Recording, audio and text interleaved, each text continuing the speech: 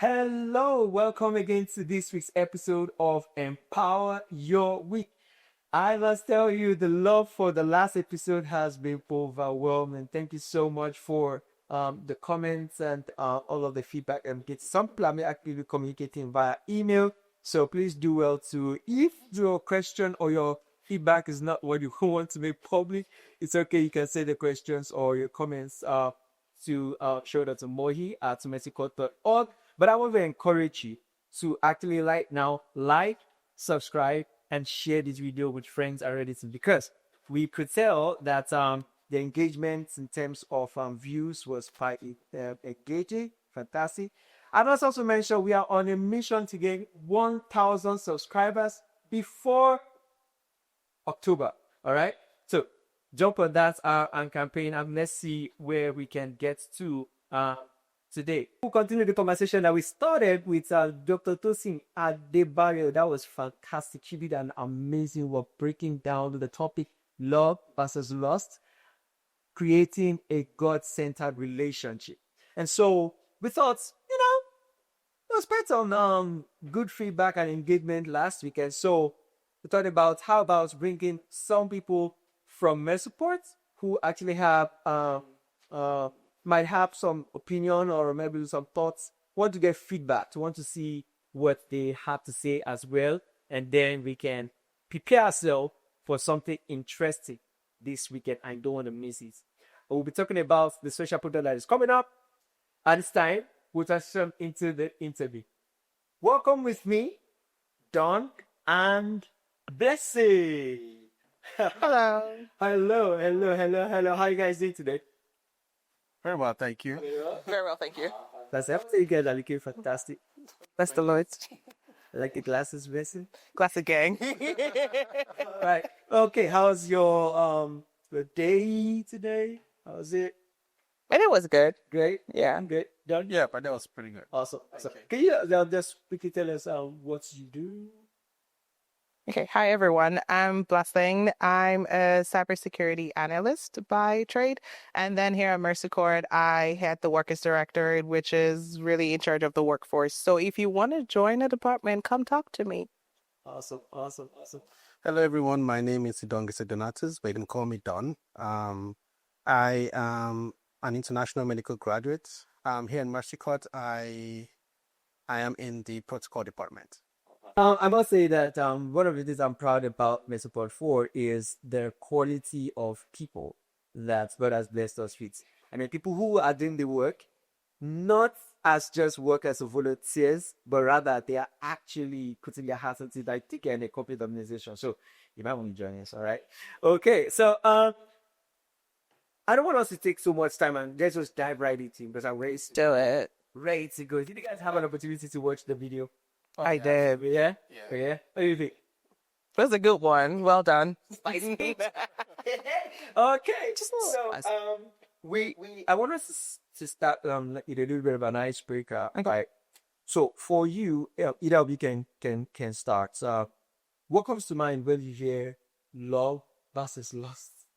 Daniel, go first. Yeah, I can go first. I think for me, is impulsive, because I think that lust is very impulsive, but love can also be impulsive. I know a couple of these Nigerians actually. They're married for close to 40 years now. Oh, wow. And then when you hear the man talk, he said when he saw the lady, his wife, it was love at first sight. So that was impulsive as well. But I'll think that lust is primarily impulsive, Okay. more than lust. Right. Okay. Yeah. What do you think? I don't think I'm as optimistic as Don. My answer is confusion. That's the word that comes for me. And I think I like to argue there's always been some confusion associated with both words, and there continues to be. I think it's on different levels. So I think there's confusion in that people tend to misplacing these words, using the word love when they really mean lust or infatuation. And then also confusion in just trying to even define what these words mean, and then trying to define your feeling, even though I believe love is not just a feeling, but trying to define both the words themselves and then the feeling or how it's doing you in your body as well. So, so that's what came to me mind for me, confusion. Confusion, right? And I think maybe to help with establishing the premise, I've gathered the love versus lust. I like something that the person did mention. Take a look at this portion. First Corinthians 13 is a scripture that has really shaped my perception about what love is. Sometimes love has never been defined by the scripture as a feeling. Wow. There's no place in the scripture where you see love being quantified or qualified as a feeling. Is always action driven, character driven. In fact, if we go more into the book of John, we'll see that love is person driven. When we talk about Christ himself being that epitome of love. For me, I think this is like intentional, right? So and I was thinking like, okay, in reference to what you mentioned, that love versus lust, like there's impulse. So I'm thinking that maybe lust is there we see more of an impulse, where it's like, okay, maybe I just actually just start up. Love one night actually say, okay, let me just start out. But I tell you what's make the separation is the intentionality that now sustains the efforts that goes into it. What do you think? Yeah, absolutely. I agree with that. I was just only using that word because I feel like there's a bit of impulse in both. So yes. But like I said later on, that lust has more of the impulse as compared to love, where you have to, like you said, build on it and be more intentional and do the things like Dr. Tosin talks about, like you sacrificial and everything like that. But yes, absolutely, I agree with you. Thank you. So, the part of confusion, really, yes. Oh yeah, we're going to go there, right? Let me get comfortable. Talking about emotions really sometimes can be confusing itself, right? Sometimes the person is crying, you don't automatically think they maybe the person is sad, they're crying, but it's just an overwhelming joy. Yes, right. So when it comes to emotions, love, loss, they are both emotions, right? But we're trying to make a definition based off of scriptures and how scriptures wants us to separate. Scripture talks about the validate by the word of truth. So, and I think that's what we're trying to do here. So when we talk about confusion, what's the reality of that in terms of, as believers, how does this actually play out? I just want us to make it in a practical scenario. Like, how does love versus lust, the word coming to your mind being confusion, how is that paint a picture for us about that? I can help you out. Please. I'll tell a personal story. I hope people don't slack you online for this. Well, I'll say when I was, I'm still a young man, but when I was a bit younger, there was a lady I saw, and I was like, wow, I need to talk to her. And I, luckily enough, did not have the opportunity to talk to her. He said, Because a short while after that, like maybe in a few weeks or months, I saw her again. And what came to mind was, what did I see initially that made me want to approach her? So that's where the confusion comes in, because where I was mentally at that spot was lost, I would say. But thank God I was not able to, proceed to talk to her, because at the end of the day, I would have given someone breakfast. Can I ask, did something change between the initial scene and then the other time you saw her? Yeah, I feel nothing changed much. I would say probably I grew. Gotcha. Okay. And like I said earlier, it was impulsive. I felt like, no, I should go. She's looking so hot and everything. But I think one thing that held me down was because growing up, my mother used to say, never ask a lady out who you're not willing to marry. Ooh. So I was like, let me look at it again. So Got it. in a few maybe months or anything, when I saw anything, I was like, no. No. And I do agree that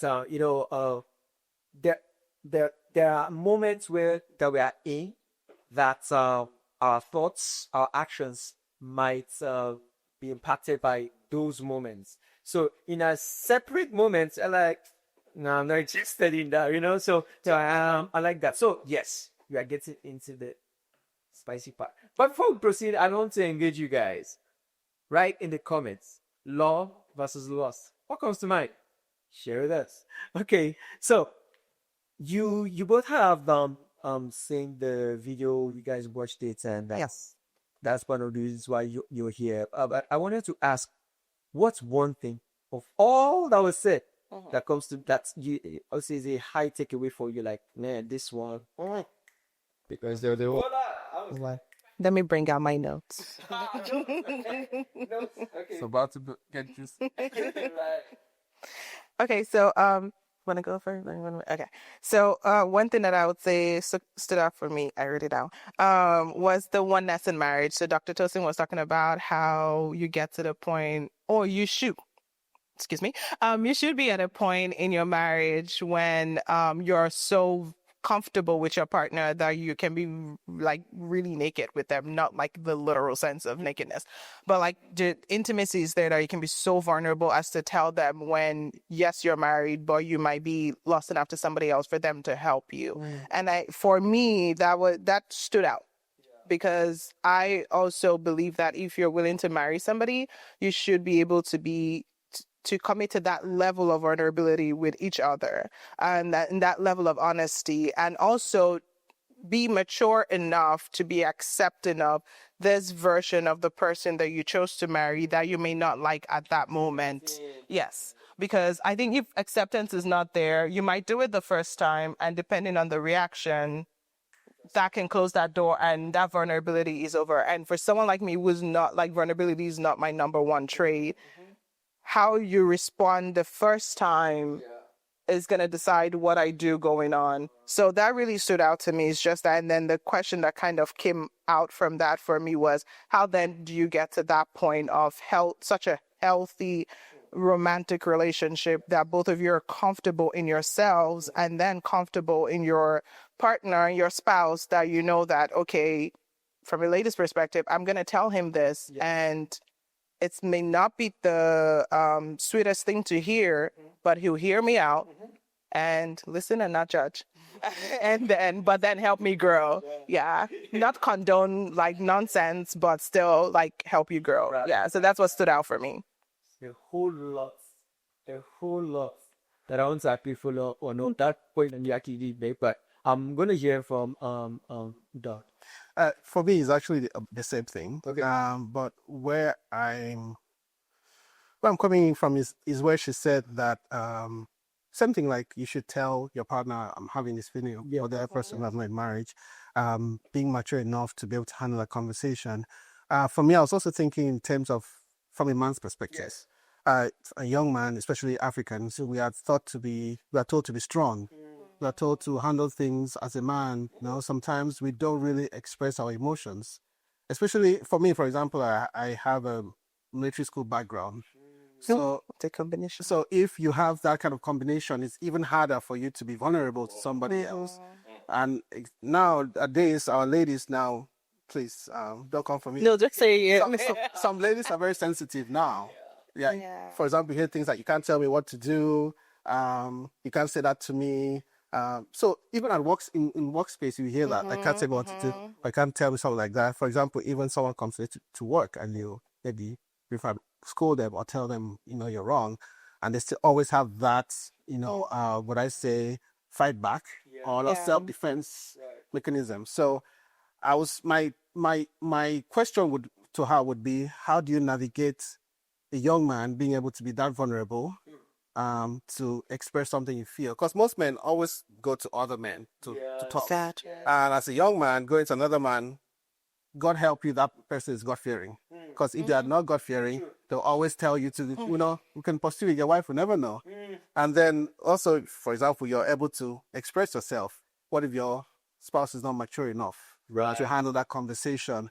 So that's where I had a question, like, how do we navigate that maturity for a lady and that vulnerability for a man that we're not used to? So for those who were unable to, if you did not catch it, here's what we're referencing.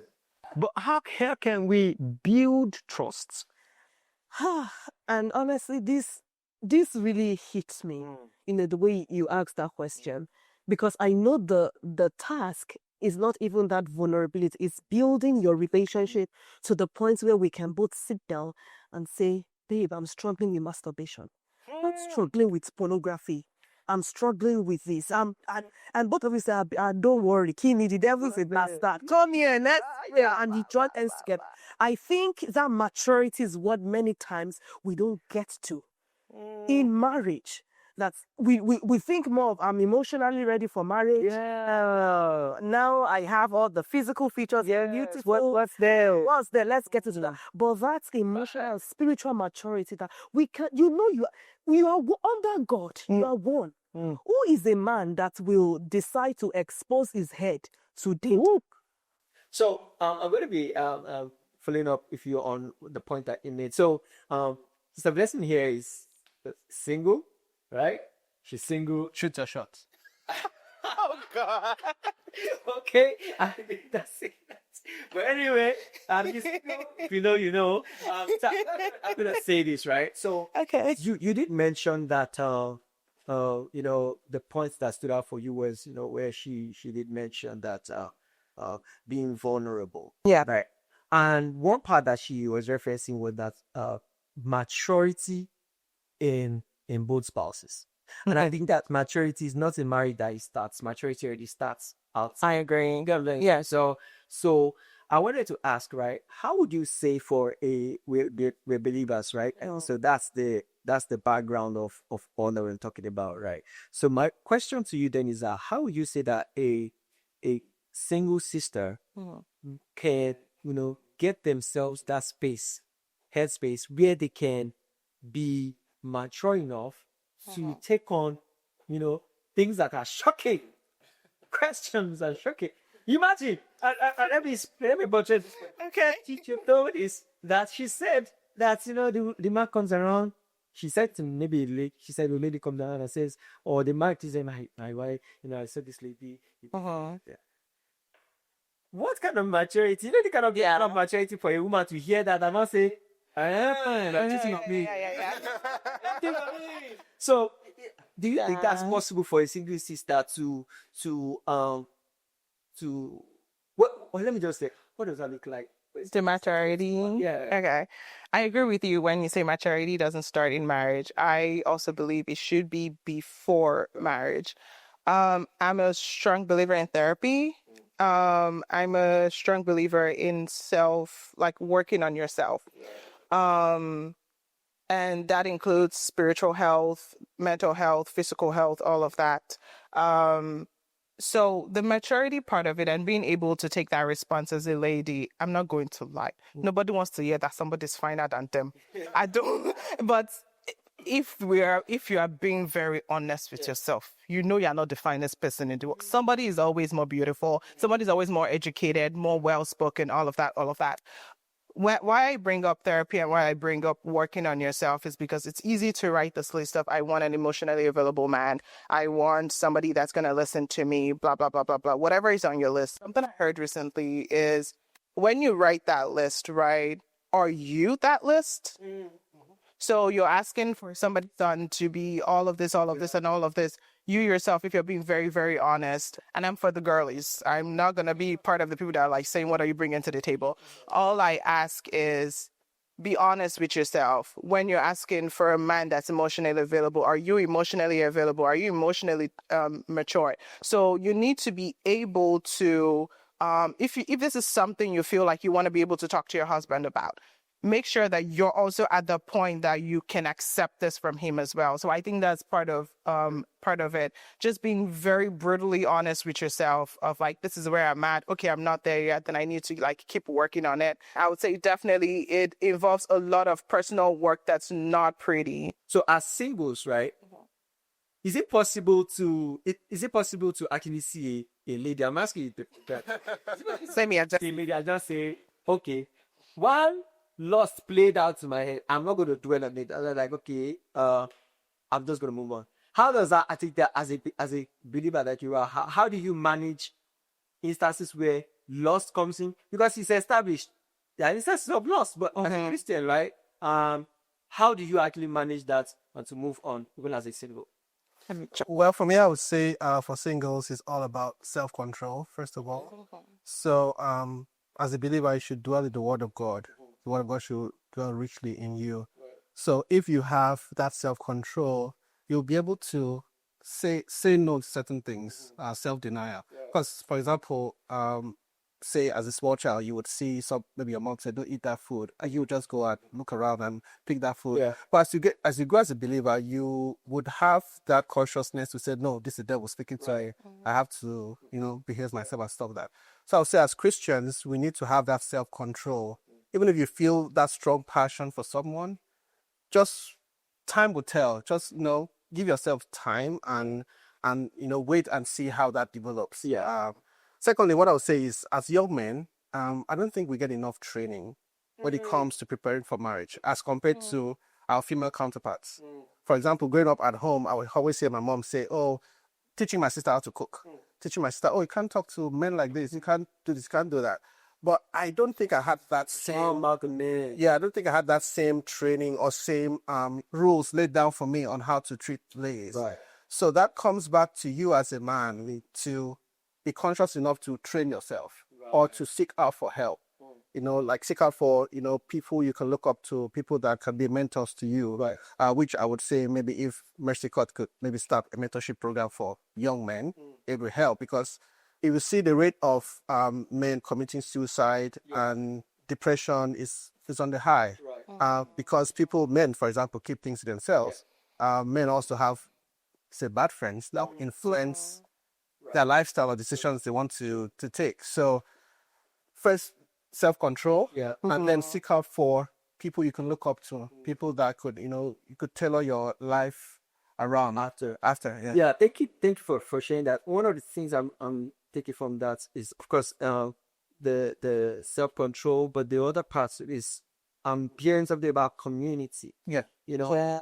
Again, we're striking that importance of, like, you cannot address a topic from every angle. You cannot even speak to it from a specific, and we're talking as believers, right? So from what I'm hearing from you say is that there are several communities out there. But as believers, you want to pick your community. Say, these are people that will keep me grounded. So when I'm lost, maybe I come and go and I see somebody and I see what she start, and I'm like, hey, I'm not honestly. Where is it one that, like you said earlier, is it one that passes with time? And when you now see the person, like, okay, then you know that, okay, I was just lost in there. Some could now come and say, but because of course, it is attraction, physical attraction that makes you feel. There's no wrong in that. That's my spirituality. You see someone, you like the person, you're attracted to the person, that's completely okay. The problem there is if that becomes the basis of from which where I say I want to strike a relationship because I see something about this lady, this lady is so fine, So, but like you said, sometimes time. You want to say something? Yeah, I've heard a pastor say this before. If you feel the strong urge to do something, that's the devil. Oftentimes, Most times that's the devil. Yeah. So if you feel a strong urge to maybe you want to watch that movie now, or you want to be on your phone right now, that's most times the devil pushing you to do that. So it's always good to pace yourself. Yeah. So to the point you made about self-control, right? If I'm able to, okay, can I just pull down and do this thing at time? Now I go to you, blessing. So I'm already cognizant of the realities of Christian sisters who are believers, and with you being a single sister, not just you, amongst your friends, ladies talk. So all the conversations, like all of this pressure, like you come to church, the brothers, are they responding? They're not responding. Among the thing that your sisters talk about, right? I didn't talk to me about what that pressure, especially what faith, the sacrifices that you have to make as sisters, not just as sisters that you have to make, what that reality looks like, Really beautiful, all these things that the person did mention. Okay, so I think I'll just jump off of what Don was saying earlier about there's all this training for the ladies, but maybe not necessarily for the gentlemen. And I think that also shows in the church as well. On average, I know we're trying to do better here in Mercy Court. On average, most of these programs when you call programs for self-development, self-betterment, you see ladies more than gentlemen. And then how does that trickle down, right? Where am I saying is the pressure? Then it becomes a thing of like in the church, you would see more ladies than gentlemen. And then now it's like, okay, as a Christian girl, you do want to marry from church because you're not trying to like personally, I would like to share the same faith with my spouse. I don't want to be having a multi faith household. And I speaking with my friends that are also believers and just talking in the Christian community, this is something that's not strange. It's very common. The ladies wanting a strong Christian man. Now, why I talked about the mentorship is if it doesn't start at a young age, it's harder to teach people stuff when they're adults already. So that trickles down to when you get to the age that you expect to start courting and getting married, because now there are fewer gentlemen, eligible bachelors in the church. And so now that's one pressure. Now it's like, okay, unfortunately, sometimes it ends up being kind of like the pressure causes this performance behavior. And then it's like church now, yes, because church now becomes a place of like, okay, I'm going to try to outshine all of the ladies in church to grab the attention of the few men that are in church. So there's one of the pressure right there. And then outside that, it's also like, internalized pressure too, of like you get to a certain age and you're like, but I'm going to church, but I pray, but I read my Bible, but I fast, but I'm a good girl and all of that. So why am I still single? Why am I still here? And then you start internalizing that. It's like, what could be wrong with me? What is wrong with me? And that can lead to another spiral. And yes, I said therapy before, but let's be honest, therapy is expensive. Not everybody can afford therapy. And then it's like, okay, talk to somebody in church. And then not everybody is is just willing to just talk to anybody. Sometimes you have to build that rapport. And so you have to find the person which goes back to your mentorship actually in the community. You have to find the person that you're comfortable with, and then that you know that, okay, I can trust this person. And if I'm talking to this person, my business is not out there. I can be full on vulnerable with this person. So that's another level where it plays in again. And I think it just takes time to build that trust. And while you're waiting for that, you're still internalizing all of these things of like, what is wrong with me? And then we joke and say, and Dr. Tosin said it too, like, where are the Christian men? It's legit, it's real. Like, where are you guys? Because no, for real. And going back to what you were saying too, is that thing of like sometimes people crack under the pressure because it's like you want a happy home, and there's the parental pressure, there's pressure from society, people comment here and there, and it's like this year will be your year, don't worry. And then the year passes and it's not your year, and then you're not like, okay, whoever comes next, because this year is my year. And so somebody comes from somewhere, you might not, maybe he goes to church. It's like he goes to church sometimes. So at that point, it's like, okay, at least he goes to church sometimes. But now you're going away from he should be a believer too, because you're not going to say next year is my year. This year is the year. So, and then the lady compromises like that. So it's more than this, but like we have such a limited time to talk. And these are some of the things that kind of like run through ladies' minds. Ah, my goodness. I wasn't expecting what I really see. But you see, I think the response that I have for that, even for those of us who are watching from home, is be sensitive.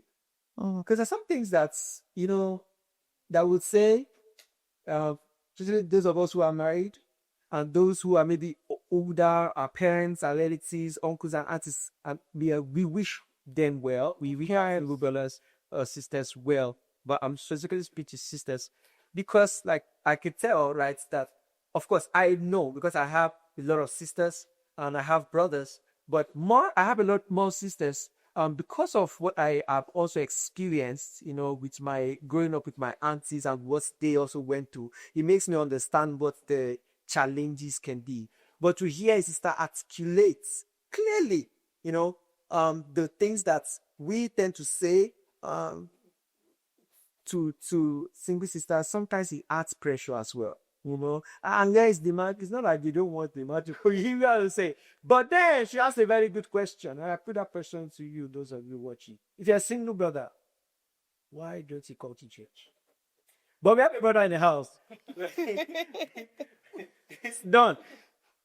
Please, I would not assume, but I would ask it as a question. We mentioned it last week. You definitely heard or shared in last week's interview. The statistics is that more ladies come to church than guys.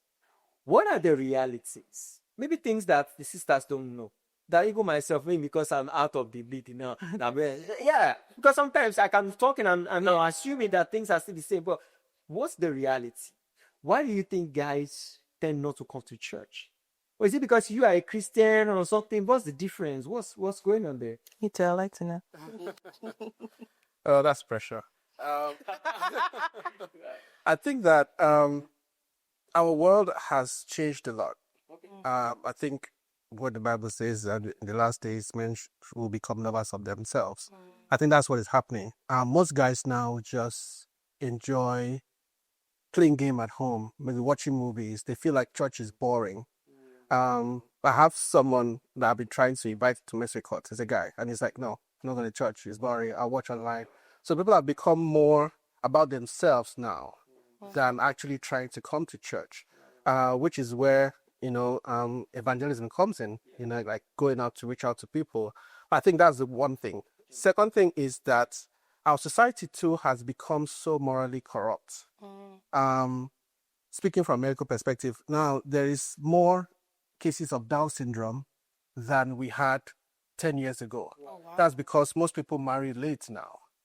Where guys are now chasing money, trying to get money. I'm also guilty. I'll try to go to med school, have a better, So, but don't you think that's like an economic pressure because of the things that more so, not to put it on the ladies too, but you know that, okay, now if I'm getting into marriage, there's that thing in the mind where like, I want to be respected, so I need to also have something doing. Yeah. Will I actually have a lady that if I'm actually doing something, she would not say, oh, that's just a thing that you have. You don't have a master's degree. You don't have Can I? Yes, please. Okay. So when I hear those comments, right, the thing that comes to mind is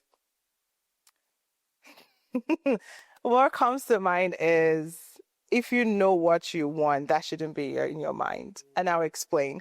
So it's easy to say, okay, won't the lady think I'm less than? But I think that's a level of insecurity, some insecurity that's going on. Because I'm not saying there are no ladies out there that would definitely, look at me, I like to find out things of life. However, if you're somebody that's like sensible and it's clear that there's something PJ says, you have a vision, you cannot not have a vision and just sit down. So you have the vision, you're going for it, it's clear, right? And I think that's something that's kind of like has shifted with the generations, is like the ready-made versus being willing to work. And they like to blame my generation and say, we ladies, we don't want to build with the guy. And I don't think that's true. I think there's a misconception that has been put out there. And that narrative now. Exactly, because and it's a narrative that's put out there, but it's not, because from my perspective, and of course there are outliers, right? I cannot speak for everybody. What I see is more of like, give me something to work with. Right.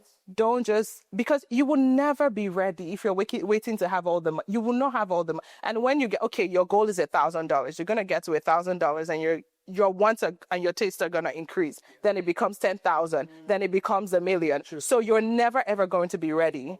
But the time is going. Yeah. So I think it's being honest with yourself and saying, okay, if I'm willing to find a lady that's willing to work with me, and not go for somebody that you clearly, like, at the back of your mind, but then you just want to use it as an excuse and be like, oh, she's going to ask for this anyways, and that's why I'm not going to go for marriage just now. Yeah, so I think there's a little, I was going to add to what you said. So I feel that our society has changed also. Of course. People were more contented with whatever they earned back in the day. Yes. And we had more like a community mindset back in the day. I remember growing up, I had uncles who would come give me money or my assist with school fees or anything like that. But now everyone is about themselves. Yes. Especially in the Western world, everyone wants to, it's about me, my hours, my this. So young men now are more pushed to trying to level up or make more money. which I feel like if we can try to build that community, like as Christians in Mexico, like encouraging young men, like, look, you don't have to make millions of dollars before you can actually go and get married. That would help in reducing or encouraging young men to actually approach. And she did make a good point, like some ladies just want to know, what am I working with?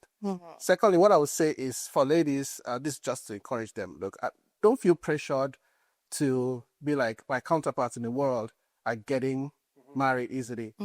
Grass is not greener on the other side. I have a friend who's a doctor, and she told me one time, there are no good men. I mean, she's an unbeliever, so she does whatever she wants to do. But she still says there are no good men. So it's not just that we don't have men coming to church. Even men out there, you don't want to marry someone who is smoking, someone who is drinking, someone who is womanizing and all that things. So I would just say, wait on God, be patient, develop yourself as you're going. And then young men, hey, let's not just chase money, You can always build with somebody else. So that's what I have to question. That's a perfect way to actually start bringing it to a close. This is a moment for you to like, share, and subscribe to this channel. I want to do the honor of inviting you. If you have registered for the upcoming program this weekend, you don't want to miss it. Make sure that you are ready to be here. Registrations are closed. However, I think you can actually follow us so that you can actually see if we are online, or live, I should say. But do you want to say one or two things that you're expecting for this program coming up? Any expectations? Oh yeah, of course. I'm excited.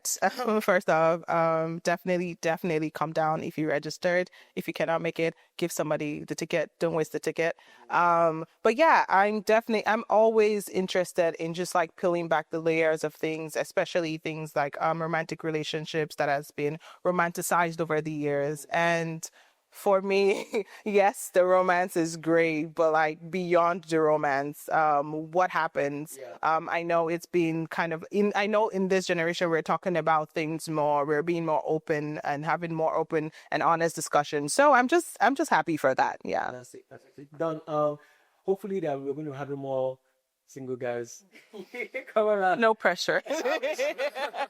Any expectations? I would say single guys, please, or everyone generally. You have to come and learn if you've registered. I would say, for example, we talked about being vulnerable, being mature. This is a good platform to come and learn exactly what that entails. Single guys, this is where you come and, learn if you're shy to say the word. Pastor Kisley for sure will tell you how to, say the word. You've been trying to shoot your shots. It's a time to come and shoot your shot as well. Wake up. So yeah, I'm looking forward to learning a lot from Pastor Kingsley, and I want to encourage everyone, like, just come. It's time to learn. Let's make our marriages better. Singles, let's move to being married as well. Yeah, that's just absolutely. And with that, to coming to a close, my mission in Moli. So much. Thank you for having me. So gone. That's only for shitty happy guys this time, right? I hope that will be invited to get bring there. I'll be here. Go think about it. All right. With that, to go to the wrap, please do like, subscribe, share, and you will each of that way you to get our videos that come future. Bye. Hi there, this is Daisy. Did you enjoy this video and want to continue enjoying content like this? Don't forget to like and subscribe to this channel.